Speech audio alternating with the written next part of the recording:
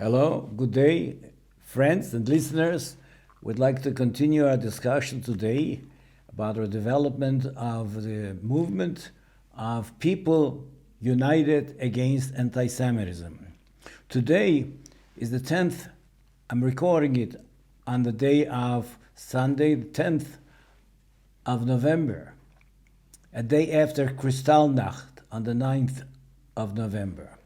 This weekend is full with events here in Germany pertaining to two major historical developments: the Kristallnacht and the reunification of Germany, the fall of the wall. For the Jewish people and those who recall the events of World War II, Kristallnacht is a major phenomenon, a major part, not of only the historical process, but of our daily life. Many of us are survivors of that period, so really were alive at the time when it took place. So the question is, what are we commemorating on Kristallnacht? The destruction of Jewish communities, the death of Jewish people, the ravaging of an entire nation. We have to bear in mind that Kristallnacht took place from north to south, from east to west, all through the country. Over 1,000 institutions, synagogues, places, homes were destroyed, burned, people were killed. And the question is, how do we commemorate it? Is this all what we think on the night of Kristallnacht? Or are we also thinking about other things? What about the other part, the other side of the coin? What about the fact that as this savage devastation of the Jewish community that lived in Germany for over 1,000 years was destroyed in 24 hours or less, and the rest of the population stood by and said nothing and did nothing? What about the neighbors?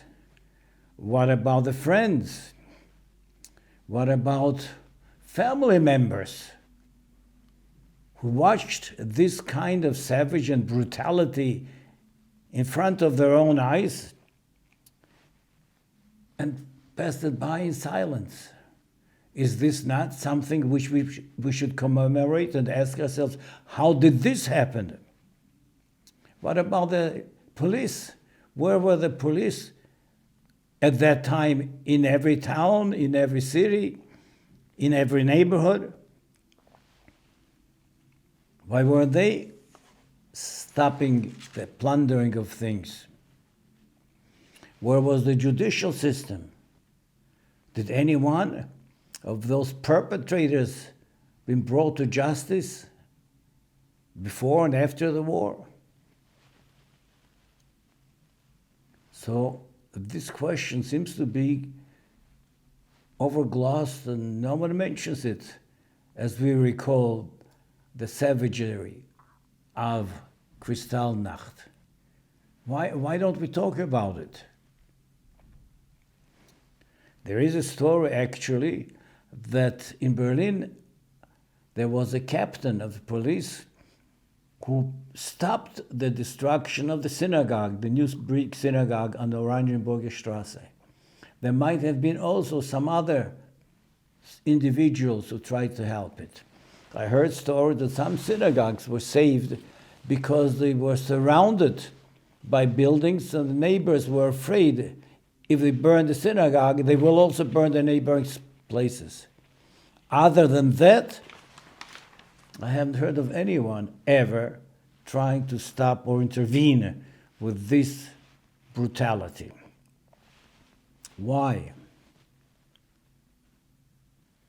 Why did this happen? Why did people keep quiet? And why do we forget about this element of, so to speak, the silent majority?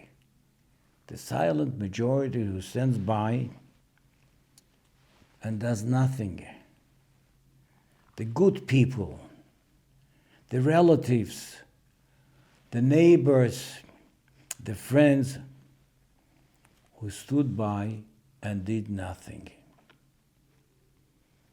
I heard a story. In fact, I was told by the person involved, a prominent person. He said to me, my mother was German. When the Nazis came to power, we tried to go to my mother's relatives for hiding, and they chased us away. That is what was going on. So, what about those who saw and heard and did nothing? There were also some people who did something. I remember my life. In my life, at the year of 1939, I was a little child, about 4 years old, 5 years old. 2 years later, we were occupied by the Germans. And shortly after the occupation, in the summer of July, I believe, 1941, my father and his brother were taken away and killed. I was left alone with my mother and two siblings, two sisters, a younger one and an older one. And my mother was expecting another child. We were left alone. And then my aunt, whose husband was killed with my father, went away to a farmer in a farm nearby. And there, she and her two daughters were hiding. And then they said they can take me too. And my mother sent me to this farmer. The farmer was a day's ride, somewhere or less, not from our town, nearby. His name was Ivan. His son was Sergei. He had a wife and a child.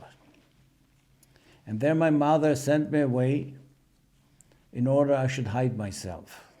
While I lived on the farm, I had to pretend that I was a relative from another distant village who came to visit the farmer in order to cover up my identity as a Jewish boy.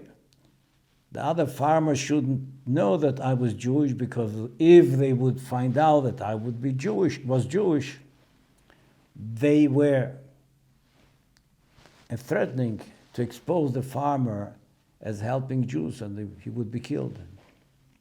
And so I had to pretend that I was not a Jewish boy. And every so often, the farmer would go into town. He would bring wood. I remember they would have put down a huge tree, and they would put it down in the winter. I was staying there from the summer well into the winter. And I was riding with him early in the morning in the winter, come back at night, back again to the farm. That was a chance for me to see my parents, my mother and my sisters. That man was risking his life to save Jewish people. At the end, he was exposed and he was killed by the Germans. He could have survived, but he had neighbors who informed against him. The question is, why were they informing against him? There was no reason why they did so. There were many farmers who knew and kept quiet, but there were some who informed. Why? Because they were also evil. And that is what we have to ask ourselves. How come there are some people who will help you in time of need, and there are some people who will step on top of you and put you down even more when you are down and out? This is the question which we have to ask ourselves. Good and evil coexist, and evil will always prosper and evil will always succeed when good will take a back seat. But evil will be destroyed and can be overcome whenever good people, whenever righteous people stand up and say, no, not with us and not by us. The story of the farmer, the story of my friend Sergei, his son, the story of Ivan, is an example for all of us to follow. Good people should rise up in times when it is possible for them to do so, and then not when it is too late. We live in a time when anti-Semitism is rising. In spite of all the beautiful things which are being said all over the world in protection of the Jewish people and condemnation of anti-Semitism, the fact is it is growing. And it is growing because the righteous people, the good neighbors, are silent in the presence of the evil neighbors. And so we are calling upon you to join us, join people united against anti-Semitism. And together we will prevail and get rid of the scourge which afflicts all society. With your help, we will succeed. God bless you. Till next time, stay well.